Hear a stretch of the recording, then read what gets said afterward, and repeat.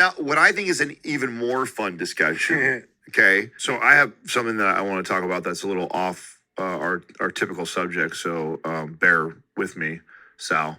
Okay. This last weekend, you guys all came over for the Super Bowl, Yeah. and there has been, and this has been kind of like circulating a lot in this past season, more than I'd ever seen in the past. And maybe Doug can fact check because I'm not sure how true this is or not. But supposedly, the NFL is classified as an entertainment business. Therefore, they can script how things are going to play out and not be held accountable to some of the betting and stuff like that happens on it. So my understanding, and again, we got to get fact checked, but in a court ruling, they're classified as a entertainment business now. And so all of my friends that had those conspiracies on some of the games that felt like the refs were way too involved and certain teams were kind of pushed through, and certain plays were a little suspect.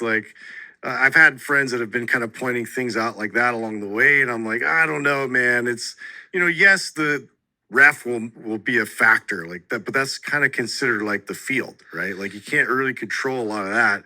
But at the same time, you do see in the critical moments of the game how, drastically that changes. Well, there's a lot of odd things so if you, and definitely if you listen to this and you gamble, you're like gonna be like, yeah.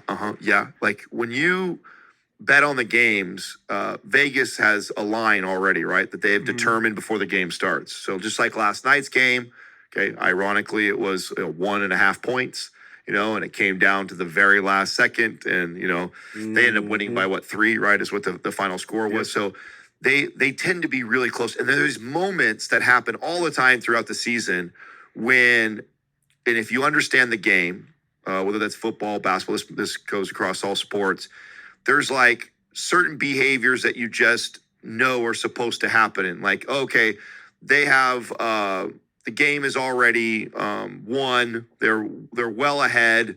They're probably going to kneel it out and run the clock out, and then all of a sudden they choose to kick the field goal. But then when you find out, if you were following the line, the spread, it changed the spread, and it was those 3 points was enough to cover the spread, right?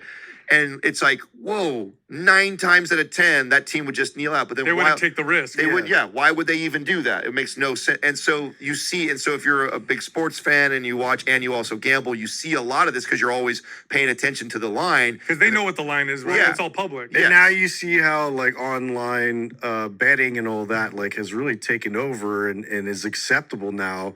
With sports gambling and there's the Raiders in Vegas and like there's a lot more kind of intermingling of sports betting, it looks like. What does it say, Doug?